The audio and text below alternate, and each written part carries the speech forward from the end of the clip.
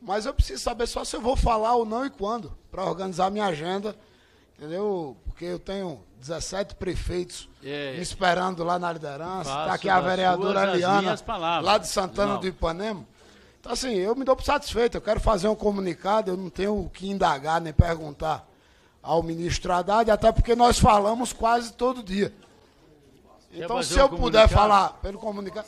Bom, presidente, muito obrigado, primeiro, pela deferência de Vossa Excelência. Cumprimentar todos os meus pares.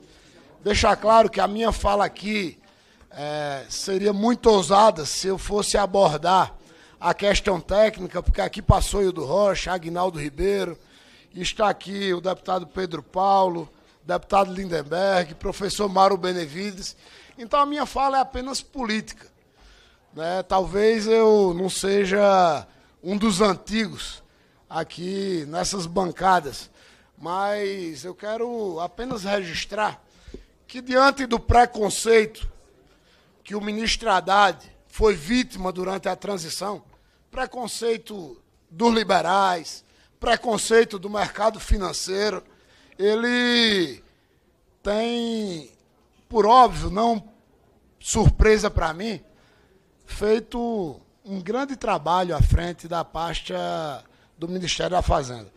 Então, aqui a gente não pode, nesse debate, ser contaminado, deputado Abílio, pela estupidez na política, pelo campo ideológico vazio, na verdade, porque eu acho que nós temos que, dentro do que preceitua a democracia, respeitar todas as ideias, todas as frentes que possamos debater. Mas o que está claro é que o Congresso Nacional voltou a ter um diálogo com o Ministério da Fazenda.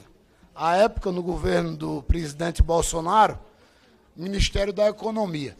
Então, eu vi aqui o deputado Felipe, que é um brilhante deputado à direita, falar de gastos públicos, de criação de cargos. Ora, eu fui relator da reestruturação da Presidência da República e do atual governo, criando mais ministérios, porque era necessário realmente criar, e tenho orgulho disso. Mas a maior preocupação do governo foi não gerar novas despesas. Então, a gente tem que continuar debatendo, qualquer que seja o tema que avance ao Brasil, avance o nosso país.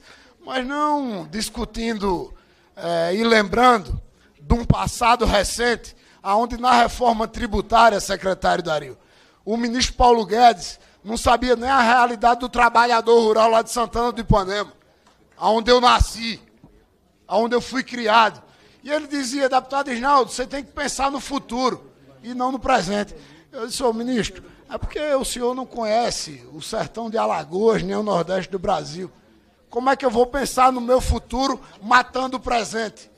E agora, deputado Lindenberg, nós temos uma interlocução constante com o governo, com o Ministério da Fazenda, e num dado momento, presidente, para concluir, com muito receio do líder Jacques Wagner, eu queria até prometer economizar as minhas palavras, porque não sou baiano igual o Zé Neto, mas com muito receio do líder Jacques Wagner, eu banquei uma ida do ministro Haddad ao Colégio de Líderes.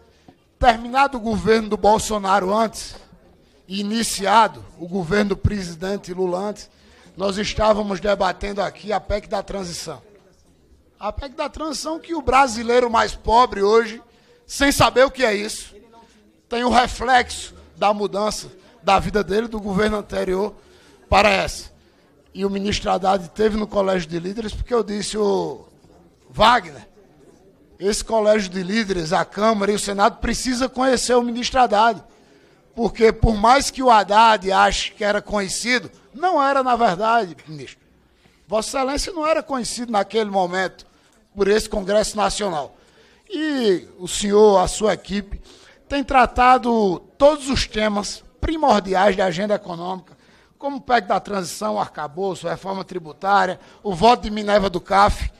Há pouco votamos o PES, que a deputada Bia está aqui, eu presenciei pela primeira vez um projeto de lei nascer de trás para frente. O governo elaborar um projeto de lei diante de opiniões de líderes e valorizando até mais ainda a opinião da oposição. Quando nós discutimos ali qual regime estaria incluído no PES, né, Dario? No final, quando tudo foi desconstruído, aí a equipe econômica disse, vocês querem como? Contanto que esteja limitado em 15 bi, é do jeito que vocês quiserem. E nós votamos. Então, isso não acontecia no governo anterior. Nós estamos dando a oportunidade, realmente, ao brasileiro médio e pobre voltar a ter voz no governo federal. Muito obrigado pela tolerância, Vossa Excelência, presidente. Volto a agradecer a toda a equipe econômica, na pessoa do presidente Haddad, e a tolerância dos meus pares aqui.